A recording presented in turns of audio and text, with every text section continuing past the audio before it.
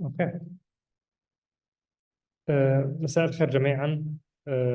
hello everyone. اهلا وسهلا فيكم في هذا اللقاء من ضمن برامج إدارة الفنون. هذا اللقاء بيجي تزامنا مع تركيز مكثف اليوم ضمن برنامج الدارة على فلسطين، التزاما بدور الدارة كمؤسسة ثقافية فنية وعربية، وبضوء طبعا الظروف اللي يعني كلكم تعرفوها ويصعب وصفها حقيقة يعني في غزة وفلسطين عموما. ندعو بالرحمة طبعا للشهداء والشفاء للجرحى. ضيفتنا اليوم الدكتورة مزنة القطو تأتي كممثلة وفعليا كمؤسسة عن مبادرة أمناء مكتبات ومؤرشفون مع فلسطين، اللي عم بيشتغلوا شغل مهم وضروري بلا شك، يعني في ضوء حرب الإبادة العنيفة المأساوية اللي بتتعرض لها غزة اليوم، وأمام المحو الاستيطاني اللي بتتعرض لها فلسطين عموما على مدى العقود الماضية. زي ما خبرناكم على الموقع، اللقاء سيكون باللغة الإنجليزية، فاسمحوا لي أن أقدم ضيفتنا والمبادرة ومحور الحوارية اليوم بالإنجليزية. Hello all, and thank you for joining us today in our conversation with Dr. Muzna Qatto, who is here as a member of the steering committee of librarians and archivists with Palestine. We convene today in the midst of a painful reality, one which comes in the light of a brutal genocidal war that is leading to a tragic and immense loss of life, of heritage, of erasure of whole families from the family register, losses that are truly unfathomable in their scale.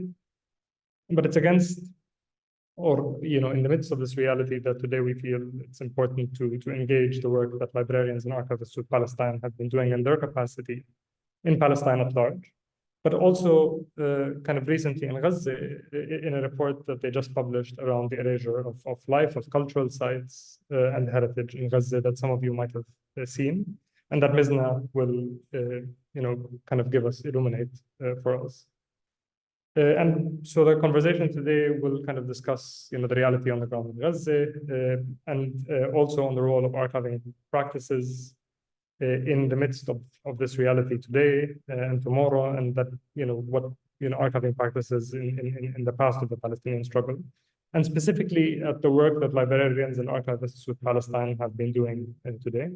So before I hand over to Mizna, please just allow me to introduce librarians and archivists in Palestine for those of you who do not know them, and also to introduce Dr. Mizna, who is really a valuable voice to be engaging on this specifically. So Librarians and Activists with Palestine is a network of self-defined librarians, archivists, and information workers in solidarity with the Palestinian struggle for self-determination. The network is committed to fostering a non-hierarchical exchange with Palestinian libraries, archives, and related projects and institutions, with the goal of gaining mutual benefit through information and skill sharing. Dr.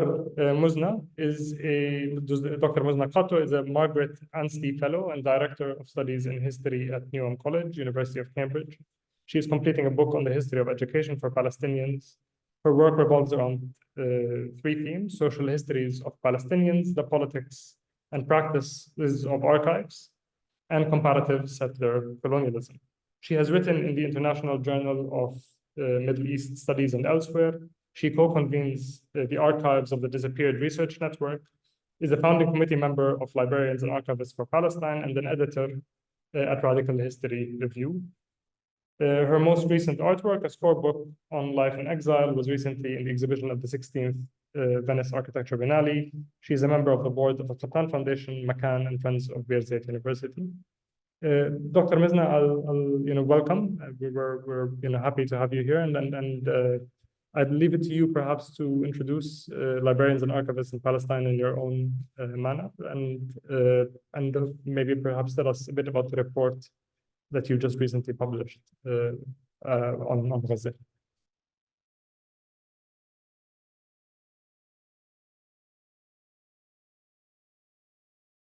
Thank you so much, Khalid. It's such a pleasure, an honor to be here and to participate in the programming of Dar al-Funun, which is an institution that, whenever I'm in Amman, is an address for so much beautiful work that I'm always keen to see and learn from.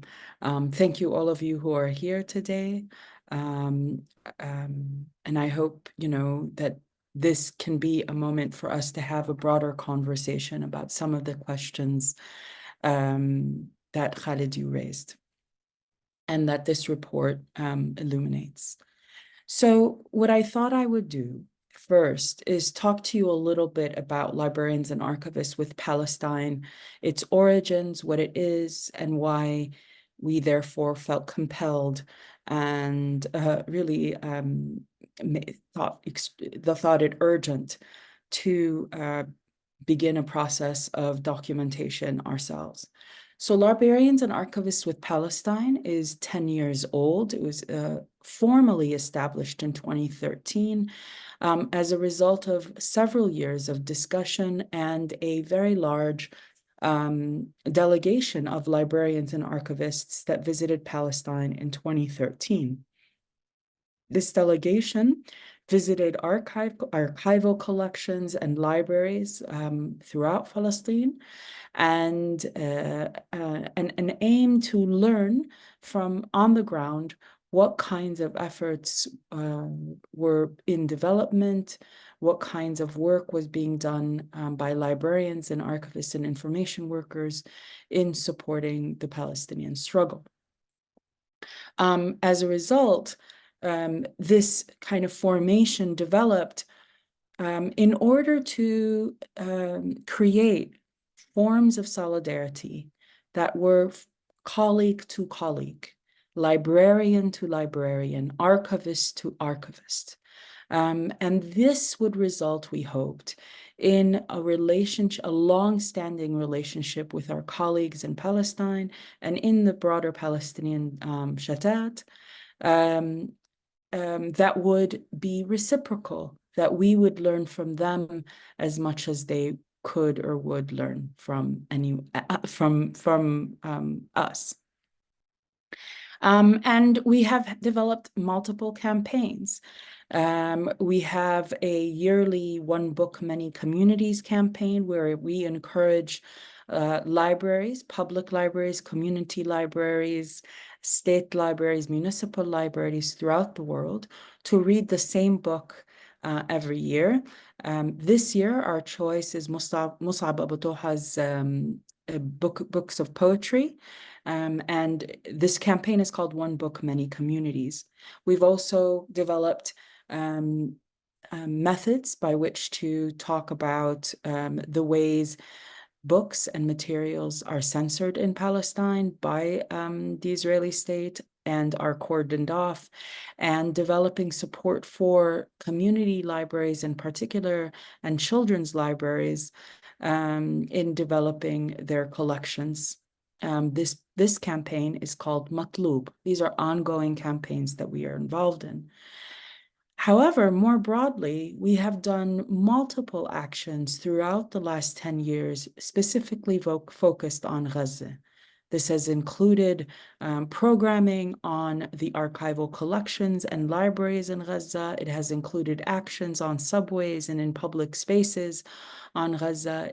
We have developed toolkits to talk about both what is happening in Gaza, but in particular from the standpoint of the conditions and the needs and the urgencies facing information spaces in Gaza.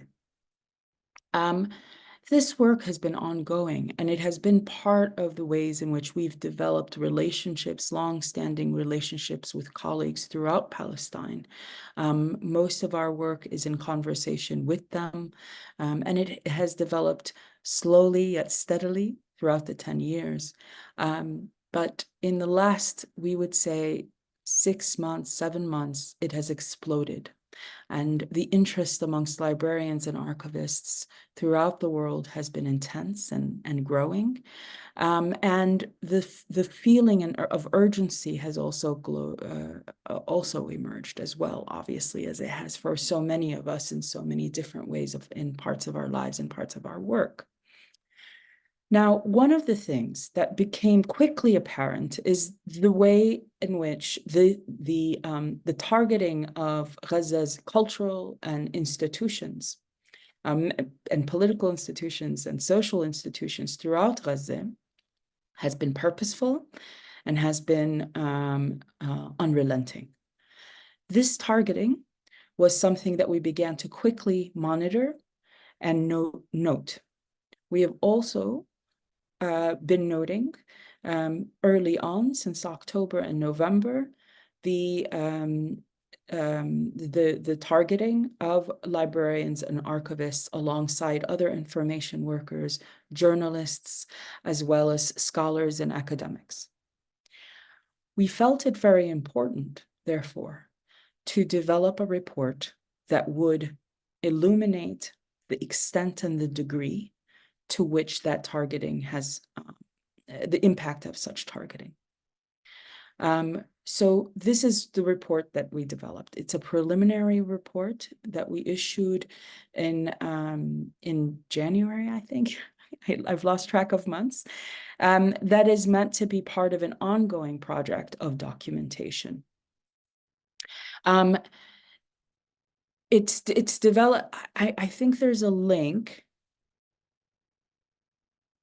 But have you got the link? So I'd like to show it to everyone.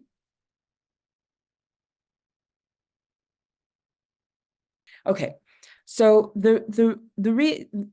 it's in several parts. The first is a documentation and listing of all of the different institutions that have been damaged or targeted in the first few months of the genocide.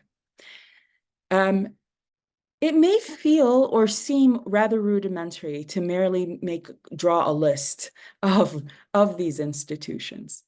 But in fact, it was an extremely hard endeavor to identify, document, and to make clear and to list all of these different institutions. Part of what we had to do was verify each and every institution and its conditions and state. This took phone calls and as you know, the communications were blacked out in many instances. This took a lot of media work and comparison of notes, because too often the news was way too vague, or did not actually name the collection or incorrectly identified the collection, partly because it was difficult to figure out where things were or what conditions were, or that it was very difficult for reporters to get to the specific sites where these collections exist. In fact, in many cases, they would not be aware that there was a library, for example, that was destroyed in a university because the entire university was bombed, but that the collection was also inside that university. In other cases, the collection was in people's homes. They are very well known and famous collections, or in shops, or in museums, or in back rooms, or in different kind of governmental or municipal institutions. So there are collections that we had known existed, but often were off the record because we had relationships with the archivist or the librarian. And in other cases, these are newly developed archival projects. And I want to stop here for a minute and say something about the people of Gaza and the incredible work that they have been doing over the last century, over the last 75 years, over the last and despite the last 20 some odd years of siege, to archive, develop incredible cultural institutions that are rich with their own sensibility of how to build museums and libraries and archives, There was always a feeling in Gaza and amongst the librarians and archivists and scholars in Gaza of the importance of cultural work and information work and the development of these collections and archives. These were very good archival collections, and they had their own sensibility and practices. And part of, for example, one of the most important values that many archivists in Gaza had that is actually kind of different than in other parts of Palestine and was really an interesting challenge to other archivists in Palestine, let alone the region, is their hesitancy around digitization. So quite a large part of the archives and collections in Gaza were not digitized, for many different reasons that we can get into in the Q&A. In a way, what's been interesting is, there's now a lament. If only they had been digitized, then we would have still had them.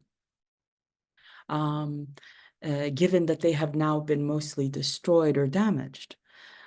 They had a response to that.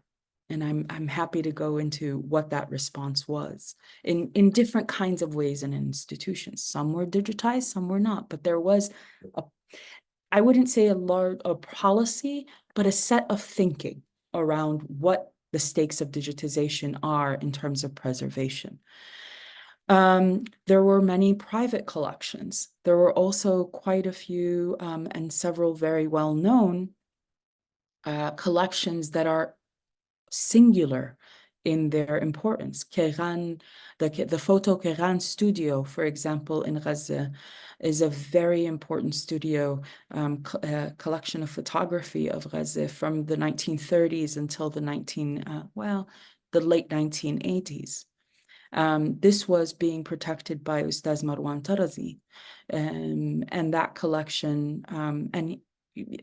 collection was under his carekeeping. This is the photography that has all of the famous, this is the studio that took all of the famous photographs of Che Guevara in Gaza, for example, or all of those photographs came from that studio. There are also collections of newspapers and cultural output from the Mandate period, the late Ottoman to the Egyptian administration and further on. The Gaza Municipal Archive, which is sometimes called the Gaza Central Archive, but that's a bit incorrect. It's the Municipal Archive, had been in the process of developing a much more systematized hand list and catalog, etc. Of course, they were doing this all under enormous pressures and conditions of, difficulty in accessing software, the very, very difficult conditions of preservation, inconsistent electricity in terms of maintaining environments, proper environments. The materials for archives, acid-free paper, archival paper, gray boxes, etc. So some of the things that we, and technology, the computers, the scanners, the major preservation material was present, but it was largely too little or scarce. Libraries, in particular, in the two major libraries, in the two major universities that were, of course, bombed in October, these collections, these were some of the most important intellectual hubs of academic life and scholarly life in Gaza. And these collections were under the care of enormously talented librarians who were trying to piece together all sorts of ways to maintain their collections and develop their collections, despite a siege that made getting materials in so extremely difficult. Right, so I note this to say that it's very important when we talk about genocide and destruction to not forget the before, and not to insist on a history of the before and a history of Gaza, that things don't begin with destruction, they begin with building. And they begin with the growth, and that was cut off by this genocide. So this is what our report was trying to do. It was trying to show in very clear, stark, plain terms the extent of the violence against Palestinian cultural, intellectual, and social life in Gaza. And we feel that the weight of the extent of this destruction weighs heavily on our understanding of also the ways the story of Gaza will be told or can be told. It weighs heavily on what we need to prioritize in terms of preservation and of what remains, but also reconstruction and rebuilding. It weighs heavily on us in terms of how we demand accountability for this destruction and a restitution for it. We also felt one of the things that often happens when discourses or news reports on the destruction of these institutions is that they forget the workers who made those institutions what they are. You know, article after article lamenting the destruction of the Gaza Municipal Archive without naming the archivists who were murdered and were under the rubble, killed sometimes by themselves, but often with their families and loved ones. So we felt it very important because these are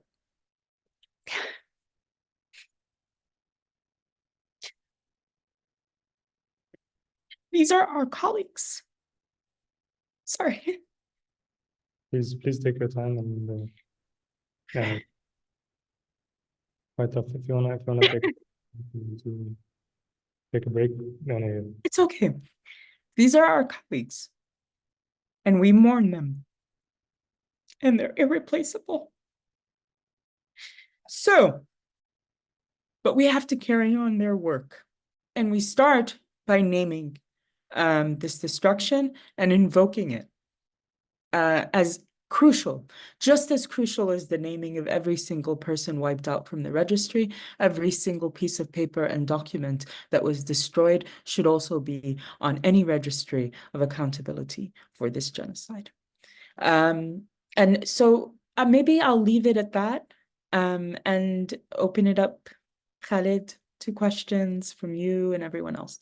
No, thank you for, I mean, this was kind of an immense illustration of I think a lot of the depth of the loss that we're dealing with in a sense. I just want to kind of maybe to the audience, we're going to be opening up Q&As for you to engage Mizna throughout this conversation. I'll be asking questions, but I will also be taking in questions from the audience throughout. I think one of the perhaps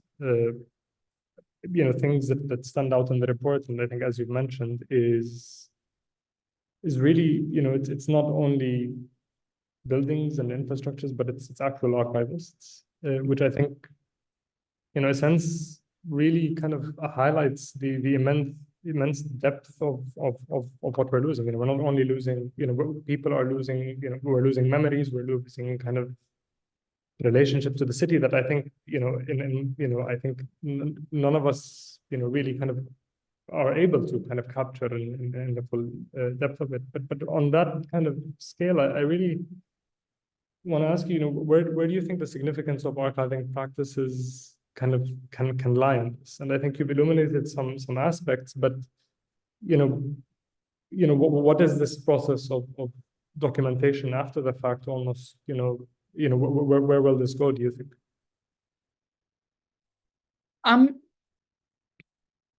So we've been down this road before. And one of the things that we, myself as a historian, but also certainly the archivists and librarians within the network, and what we've learned from our colleagues in Palestine, is that this is an ongoing project.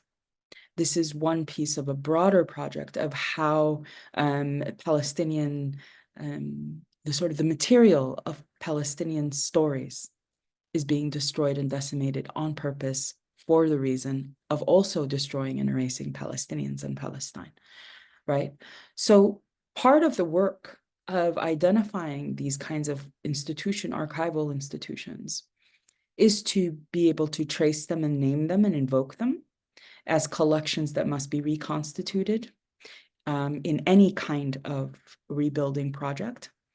But second, that the idea that one can destroy a kind of a set of institutions meant to that shape how a people or peoplehood is made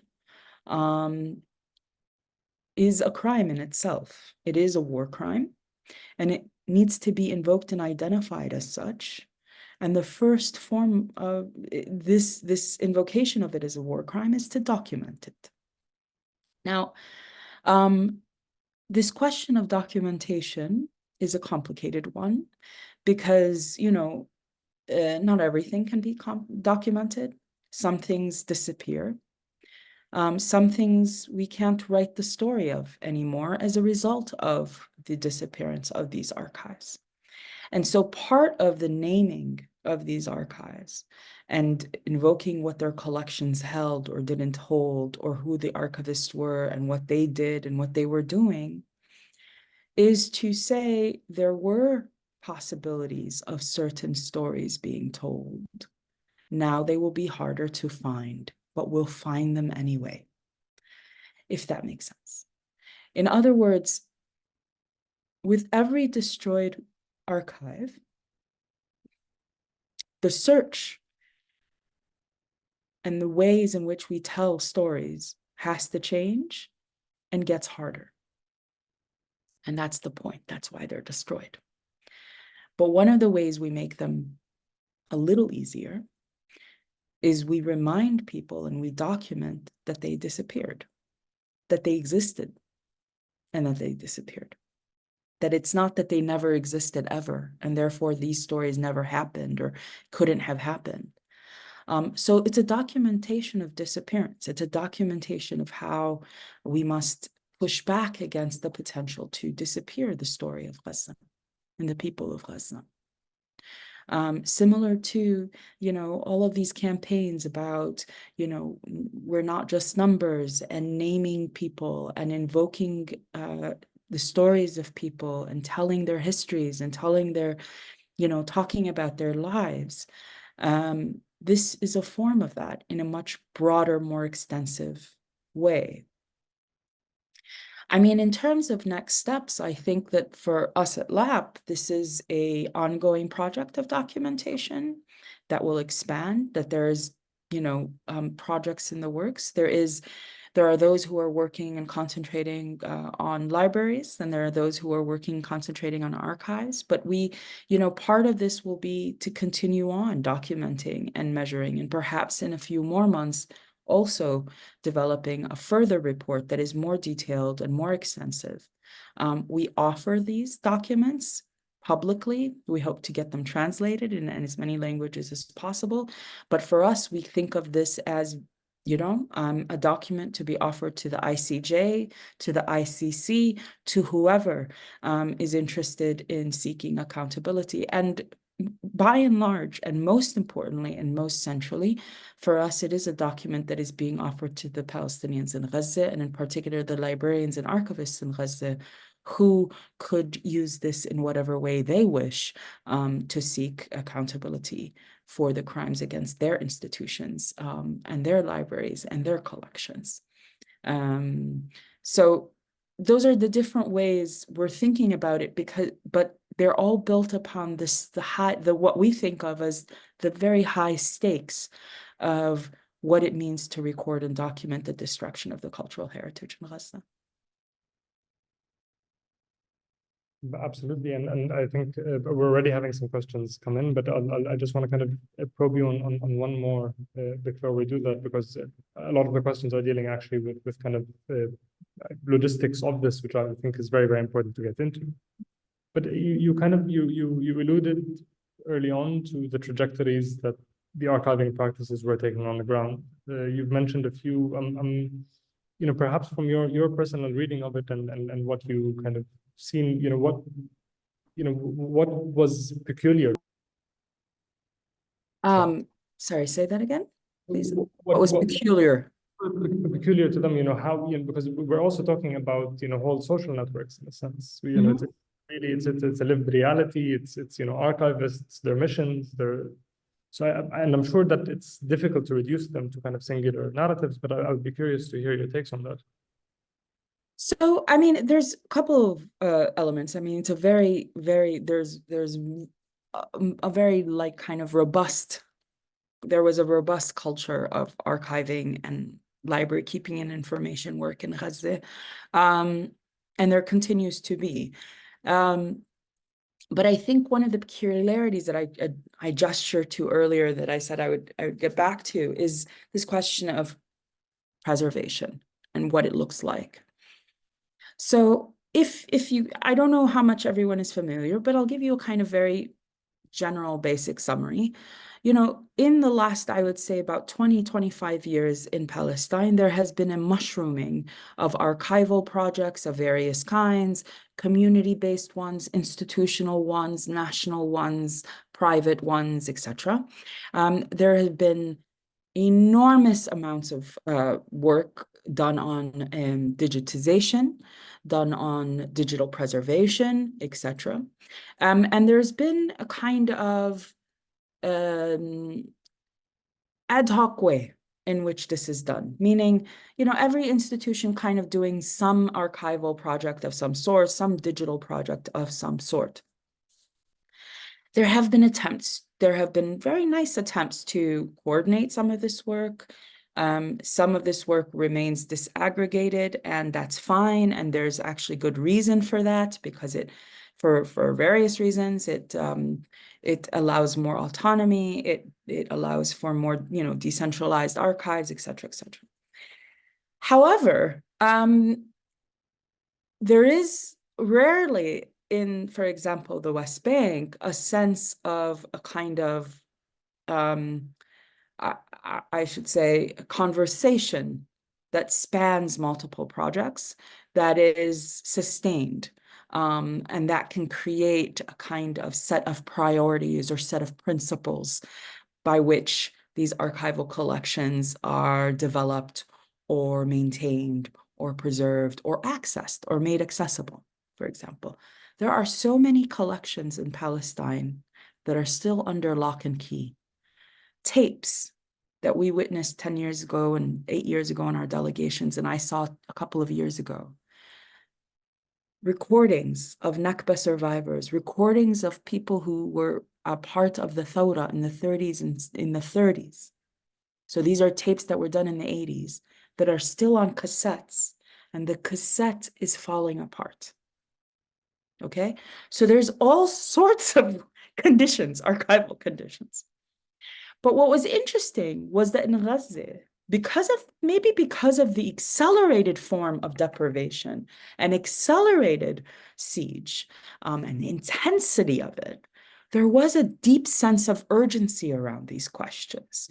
And so the archivists in Gaza, for example, were very thoughtful and thinking around this problem. And of course, remember, this genocide is part of an ongoing set of wars and destructions, right? If we just take the last 20 years, this is the story since 2008, 2007, 2008. So this has been an ongoing feeling of urgency. However, what was most important, I think, for many of the scholars and the archivists in Gaza was the ingathering of materials rather than the digitization of materials. Because part of, as one archivist told me a while ago, that, one of their concerns around digitization was, first of all, so much of what is digitized is reproducible elsewhere. But second, that digitization needs its own secure architecture. And it needs a sort of understanding of open source software, et cetera, that isn't fully developed. And so there was this hesitancy in Gaza that I actually thought was often quite thoughtful. there was also something that I think is profound, which was a kind of hesitancy about making things accessible through digitization that would absolve the scholar from the desire, or excuse the scholar from the need to visit Gaza. So when you digitize something, you can sit there and write about Gaza and never visit, never even have to try. And so one of the things they would often say is, no, you come to our library and you apply and you sit on a table and you request from me, the archivists, this and this file, and I come and bring you a file. We are a place like anywhere else. You come and you try. So there's something about digitization that can actually further alienate the people and make them even more isolated. And so there was the hesitancy there. There was hesitancy in even allowing collections in Gaza to go to the West Bank. Some of this stuff I can't go into too much detail because we have to keep the privacy and secrets of some of these archivists, but there was a very real concern that any access must be in a way that supports and opens and breaks the siege, not furthers it. And this is, I think, a way of thinking about digitization that isn't often considered in other places, in Palestine, let alone in the archival world when it comes to digitization as a question. No, definitely not. I mean, I think that's really quite, yeah, that's very illuminating in a sense. But there is, and on that note, I think you've answered part of the questions that we've had in the chat on digitization. But there is one kind of other end of this question, which is kind of asking about how can we help protect the remaining libraries and collections in Palestine at large. Now, you know, and perhaps that kind of goes back to this question on digitization in a sense, but also perhaps other or alternative modes that maybe you've been considering in librarians and activists with Palestine. You know, what role do those that you know are outside of Gaza at the moment, you know, what can they play in relation to this in a sense? So there's nascent efforts now. For example, I'm part of one in the UK which is Palestine Working Collections, a working collections group. Basically what it is what in the world, everywhere, all the archives in the world, but particularly in Europe, how are there any collections pertaining to Palestine, but in particular to Gaza, that must be identified as such? And must be, so how can we develop, in the language of the archivists, a hand list or a catalog that would show all of the different collections that exist outside of Gaza that must be brought in some way? And in fact, potentially, for some of them, there could be a demand for their return to Gaza. I'm thinking in particular of collections in Britain, in the Palestine Exploration Fund, etc. There are a lot of photographs, a lot of images during the British Mandate, the late Ottoman Mandate, that could be part of a demand for reparation and accountability returning to Gaza. As compensation for the complicity in this genocide, you must give us these documents, or at the very least, copies. Of course, this is also in tandem, and we have to remember all of the collections that were looted in the various wars and destructions and that exist in the Israeli State Archive, etc. So there are collections inside that also must be part of any demand for accountability in this moment.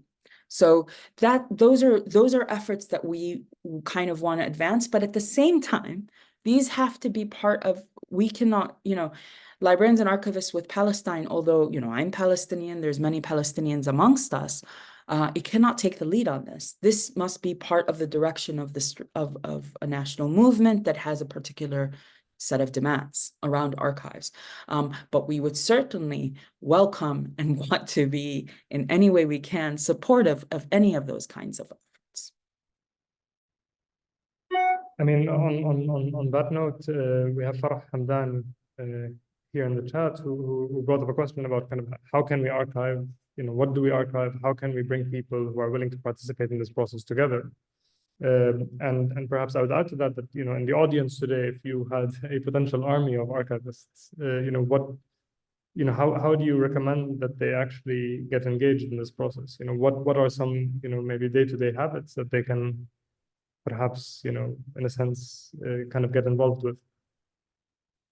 So first, I want to say that nearly every single person who is on social media and looking at these images that are coming from Gaza, one, we have to remember that the citizen journalists, the beautiful young people in Gaza who are documenting all of this work, they're the first archivists. They are the first document. They've produced documents. We too can echo them. There is, for example, the really powerful way in which the archiving of statements, genocidal statements, on social media and on television that were documented by all sorts of people were such effective tools for developing the accusation, developing the documentation of this genocide. That this language, expedited it or facilitated. So in a way, every person on this call has a potential to be, at least in the first instance or in the first iteration, documenting this genocide themselves. Keep receipts, screenshot everything, sort them into lists. All of that is work that I know many, many, many people have done. And I think young people are incredible because they're such experts at keeping receipts, social media receipts of all sorts of things. So they're very good at it. But there are certain ways in particular that the archivists amongst us can develop protocols that can help people do this better, that can document this work. And I think more of that work needs to happen, more public archiving needs to happen. I think we also need to think very clearly and a lot better. And I don't know if you've seen, but Librarians and Archivists with Palestine's Instagram page has been trying really hard in the last 6 months to talk about the ethics of archives and the ethics of images and digital imagery and information and imagery and setting out some guidelines that we hope others will take up in terms of documentation too. What is ethical to document? What is ethical to show? How do you make it more ethical? One of the worst things one can do, for example, is to post a photograph or an image of an archive and then not say where they got it. So there's tons of, so for example, I'll give you a very good example. The 50s in the night, these images of, for example, Che Guevara in Gaza. Very few people know where that image comes from. We just see it, it floats. And that's one of the dangers of social media. And I often see my own colleagues doing this without saying the provenance of where this material was found. What this does is, when you don't do that, one, it devalues the archival collection, and in particular if it's an archival collection in Gaza.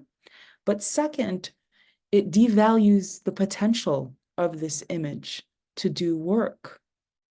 The minute it doesn't have its own document, its own metadata attached to it that identifies it, it becomes much harder to use it and much harder to make it relevant in the world, politically and socially, and in terms of storytelling, in terms of what we are able to continue on saying and writing the history and stories of Gaza. So that's one thing. The other is that there are, as Palestinians from Gaza evacuate or are dispossessed and expelled from Gaza, there will be efforts, I think, I hope that we will support, to support them in archiving their own collections.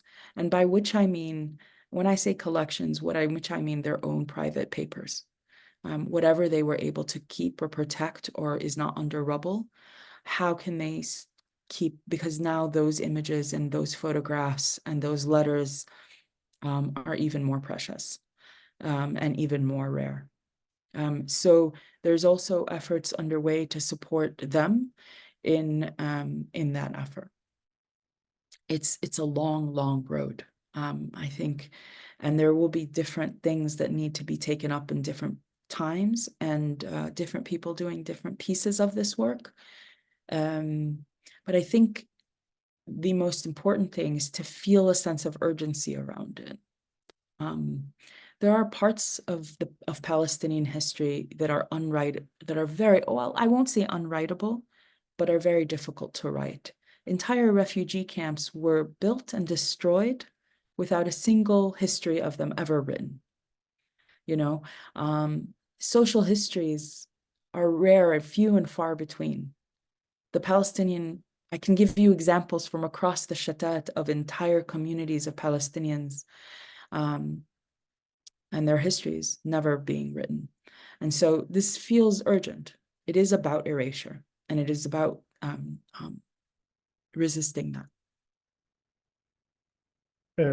I have a question actually on kind of perhaps the ethics that you were talking about, but perhaps before I get to that, we have Scott Odell here who asks, you know, are there existing undamaged collections in Gaza which might be temporarily relocated to a safer location?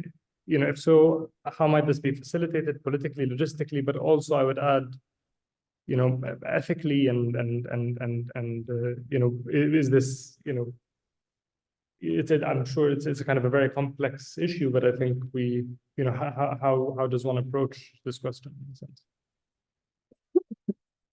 So I for security reasons, I would never identify this publicly, which collections still remain, because they are, as we said, targeted. However, some do exist. Some archivists were incredible. They hid things in their room, in their homes. They hid things in different parts of Gaza. Once they understood that these collections might be targeted. Some material has been damaged, but it's unclear to what degree it's been completely destroyed.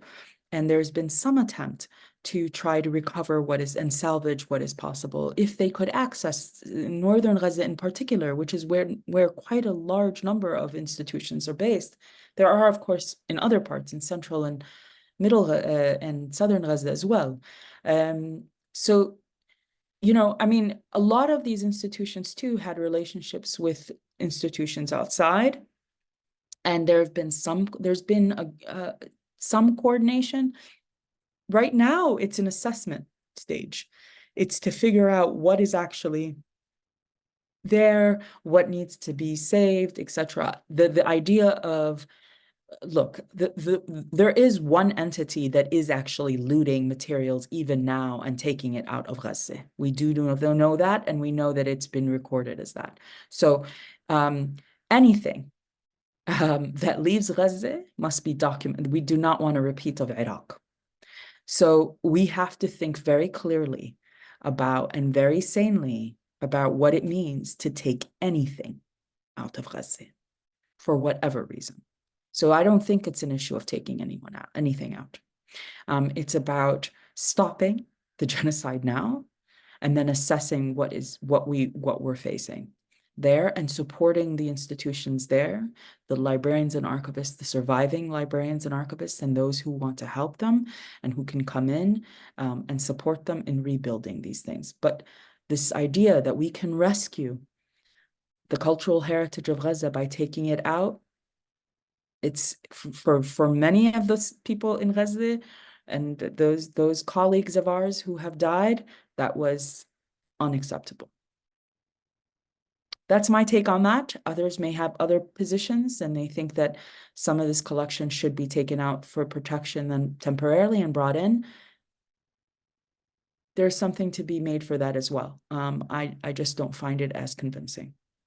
And I think that was very, very eloquently put, and perhaps I personally echo that. But I would ask on the So kind of we've talked about, I think, citizen journalism in a sense, if we can call it that, everyday kind of documentations that have been taking place in Palestine. This has been, I think, part of Palestinian tradition. We've seen it in 2021, Sheikh Jarrah, and on. What you've mentioned, I think, a bit of the challenges that come in with, scattered practices of archiving, and also perhaps in some sense you've also talked about this need to perhaps form a vision for them. Can you illuminate the tension, or can you kind of explain to us some of the tensions that exist in this at the moment, and where are some things that really we need to be thinking about, I think, as a collective, as in the space of the global kind of network, what are the challenges that are facing us today in this respect? I mean, there is always in any movement or struggle for freedom this thing of coordination and centralization, and everything has to happen, at the same time, together, everywhere. And then there's also hesitance around that, because that means that things get captured and things can get destroyed. So I think what's happening in Gaza now with the collections in Gaza and the cultural heritage in Gaza is not altogether different from what has been happening elsewhere in Palestine in that sense, right? Which in the sense that the same sets of questions will arise around how these attempts at destruction should be approached again.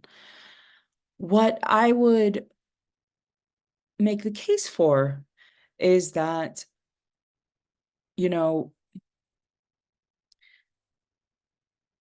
when an archival collection or cultural heritage is destroyed, part of this is to erase, right? As I've said several times now. But part of it is also to pigeonhole or stream efforts into one direction and make it such that certain other institutions become even more valuable because they are the places where actually Gaza still exists. So, for example, in this case, as has been the case in Palestine, the Israeli State Archive has grown in prominence as the place where now you can write a history of Gaza. Part of my own scholarship as a historian and the efforts that I try to do in my own work is to absolutely refuse that. To try to write a history of Palestine without that collection. It's not always possible. There is so much that has been looted and is in that collection that we don't even know. But this is why, we're hesitant, even in this report, to say that all of the archives were destroyed. They may have been looted too.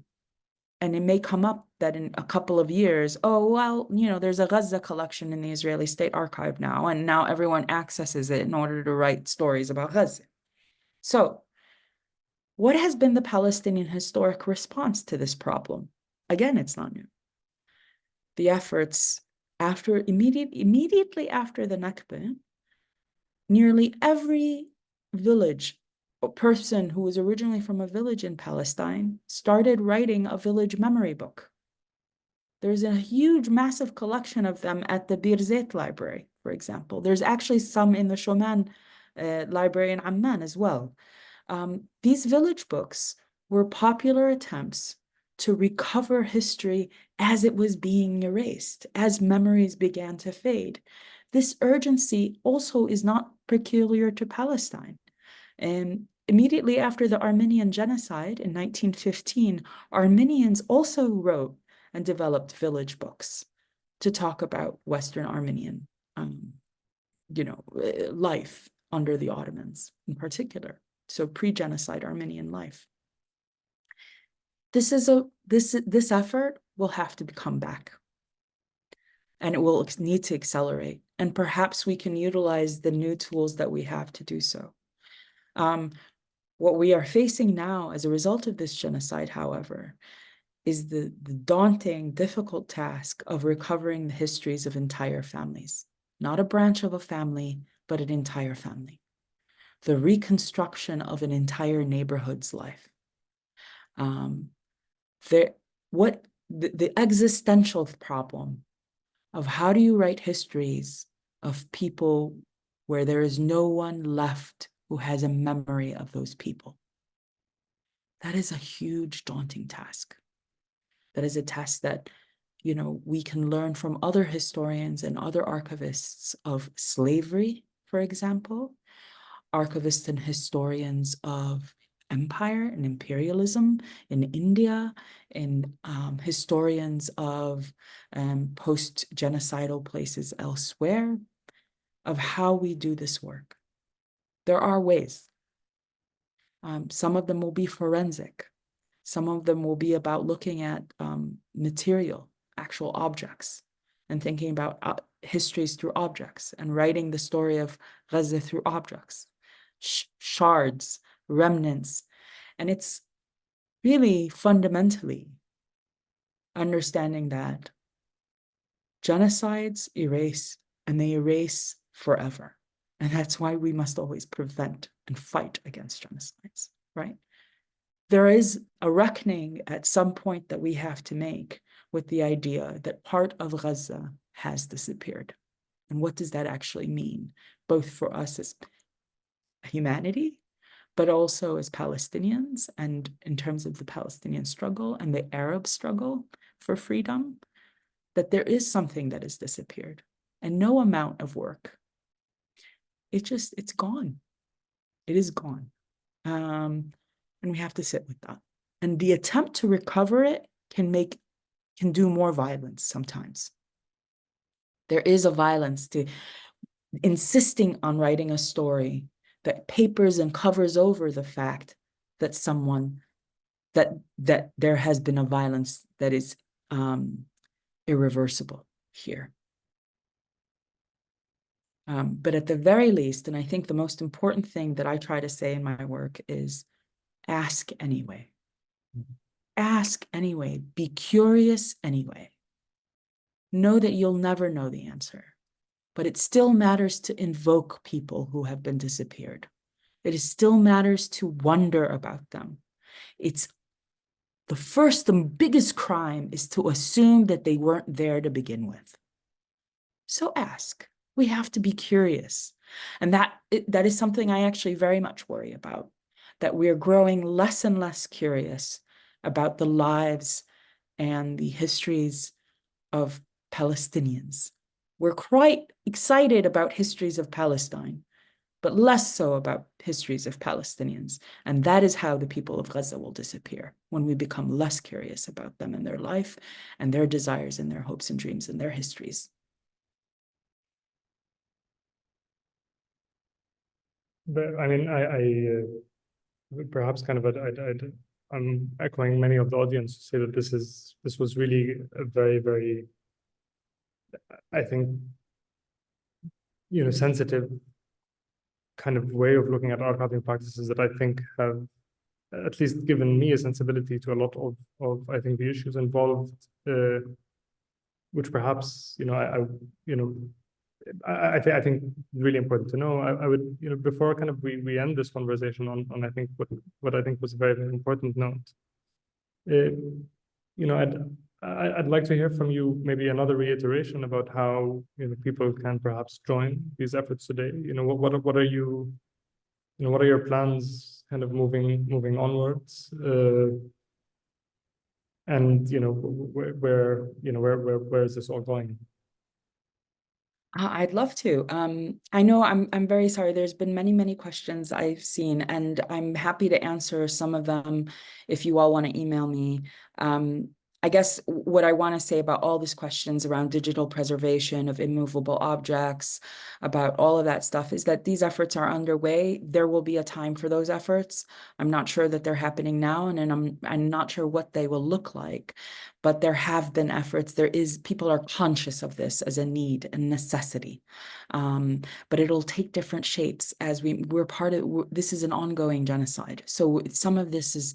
It's this desire to do work and to help and to protect, to save, but we don't know where we're landing at the moment. So I'll have to apologize for not being more concrete about some of this stuff. But in the meantime, I really, Librarians and Archivists with Palestine is a volunteer-led group. We are a small steering committee. We have many hundreds now. I'm not in charge of the names, but it's very, very many hundreds of librarians and archivists around the world that are now involved. If you would like to be involved yourself, I really encourage you to go to our website and become a member. You become part of a very large community where you can be in conversation in these different ways.